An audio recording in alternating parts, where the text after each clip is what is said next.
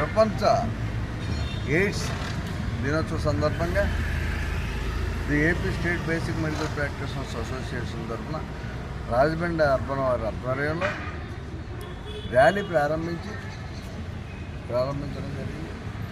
మరి ఎయిడ్స్ వ్యాధి అనేది 1980లో అంటే 45 సంవత్సరాల క్రితం వచ్చిన ఈరోజు కూడా మందు కనుగొనబడలేదు. దానికి ఇంతకుముందు అయితే ప్రాణాంతక వ్యాధి అనేవారిది. ఎందుకంటే వ్యాధి వచ్చిన తర్వాత మరణమే తప్ప దానికి బాగుంటుంది. కానీ తర్వాత దీన్ని ఏం చేశారంటే దీర్ఘకాలిక వ్యాధుల్లో చేర్చారు. దీర్ఘకాలిక వ్యాధులు అంటే మధుమేహ వ్యాధి, అలాగే హైపర్ టెన్షన్, బీపీ వ్యాధి వీటిల్లో చేర్చారు. అంటే ఈ జీవితాంతం మందులు వాడే విధంగా. మరి వాళ్ళ కొత్త మందులు టెక్నాలజీ మారిన తర్వాత సైంటిస్టులు పరిశోధనలు చేసి ప్రపంచవ్యాప్తంగా ఎయిడ్స్ వ్యాధి పెరగకుండా ఉన్నదాన్ని ఎంతవరకు ఉందో అంతవరకు, తర్వాత ఇతరులకి దాన్ని అంటుకోకుండా చేయడంలో కూడా విజయం సాధించారు. మరి వాళ్ళ గర్భిణీ స్త్రీ ఉందనుకోండి, గర్భిణీ స్త్రీ ఇద్దరు HIV వ్యాధిగ్రస్తులు వివాహం చేసుకునేటట్లయితే వారికి పుట్టబోయే బిడ్డకి ఆ వ్యాధి సోకకుండా మందులు వచ్చినాయి. ఆ మందులు ఏంటి? మొట్టమొదటి నుంచి కూడా గర్భధారణ అయిన దగ్గర నుంచి కూడా ఆ మందులు వాడుతున్నట్లయితే సిజేరియన్ చేసిన తర్వాత ఆ బేబీకి ఆ వ్యాధి సోకకుండా. మరి వాళ్ళ కొన్ని దేశాల్లో ఈ పరిశోధన పూర్తిగా దీని మీద పరిశోధన చేస్తూ 45 ఏళ్ళ నుంచి ఇవాళ కొంత పురోగతి సాధించినట్లు అయ్యింది. ఇంజెక్షన్ ఒకటి కనుగొనడం జరిగింది. ఈ ఇంజెక్షను ఇప్పటి వరకు కూడా జంతువుల మీద ప్రయోగించడం జరిగింది. ప్రయోగించి సక్సెస్ అయ్యారు.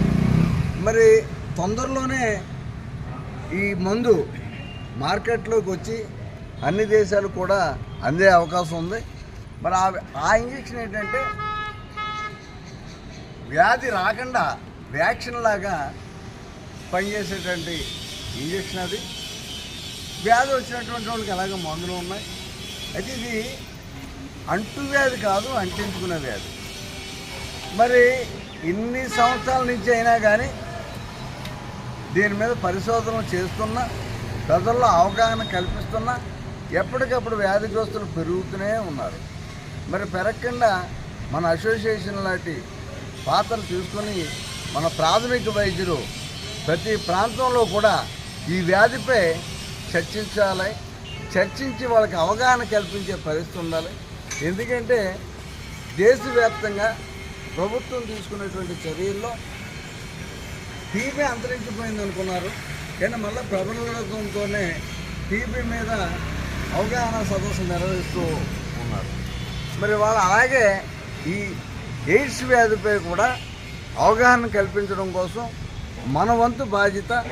మనం ఎప్పుడూ కూడా ప్రజలకి ఆరోగ్య అవగాహన సదస్సుల్లో కానీ ఉచిత వైద్య సేవా శిబిరాలు నిర్వహించడంలో కానీ ప్రధాన పాత్ర వహిస్తూ ఉంటాం మనం.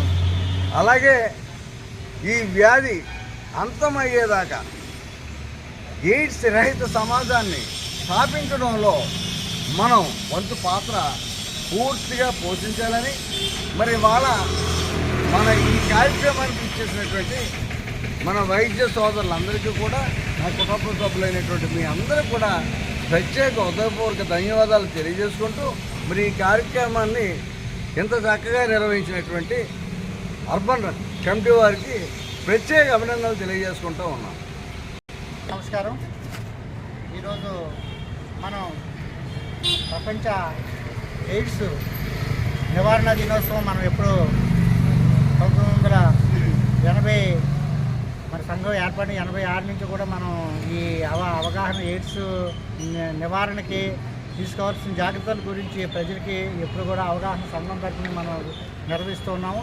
అదే తీరుగా ఈరోజు కూడా మనం అవగాహన కార్యక్రమంలో భాగంగా ఈ ర్యాలీని ప్రవేశపెట్టడం జరిగింది. దానికి సభ్యులందరూ కూడా విచ్చేసి దీన్ని విజయవంతం చేసినందుకు ప్రత్యేకమైన ధన్యవాదాలు తెలియజేస్తున్నాం. ముఖ్యంగా ఏంటంటే సామాన్య బాహుల్యంలో తగ్గుతున్నట్టు కనపడుతున్నా కానీ గ్రామీణ ప్రాంతాల్లో వ్యవసాయ కార్మికులకి విస్తృతంగా పెరుగుతున్నట్టు పరిశోధనలు చెప్తున్నారు. అలాగే పట్టణ ప్రాంతాల్లో ఐటీ ప్రొఫెషనల్స్ కూడా ఇది పెరుగుతుంది అని శాస్త్రవేత్తలు ఆందోళన వ్యక్తం చేస్తున్నారు. ఈ వీకెండ్స్ హాలిడేస్ వల్ల విచ్చలవిడిగా వ్యవహరించడం వల్ల కూడా ఈ ఐటీ ప్రొఫెషనల్స్కి ఒకటి, గ్రామీణ ప్రాంతాల్లోని వ్యవసాయ కార్మికులకి ఒకటి ఇది విస్తృతం అవుతుందని పరిశోధనలు చేస్తున్నారు. అందుచేత ఈ ఇద్దరిని టార్గెట్ చేసి మనం అవగాహన కార్యక్రమాన్ని చేయాల్సిన ఆవశ్యకత ఉంది. దానికి మన సంఘం తరఫున కూడా అవేర్నెస్ కార్యక్రమాలు చేయాలని, దానికి మీరంతా కూడా కృషి చేయాలని కోరుతూ నాకు ఈ అవకాశం ఇచ్చిన మీ అందరికీ కూడా హృదయపూర్వక ధన్యవాదాలు తెలియజేస్తాను. ఎయిడ్స్ రహిత సమాజాన్ని ఎయిడ్స్ అంటువ్యాధి కాదు, అంటించుకునే వ్యాధి, ఎయిడ్స్ అంటువ్యాధి కాదు.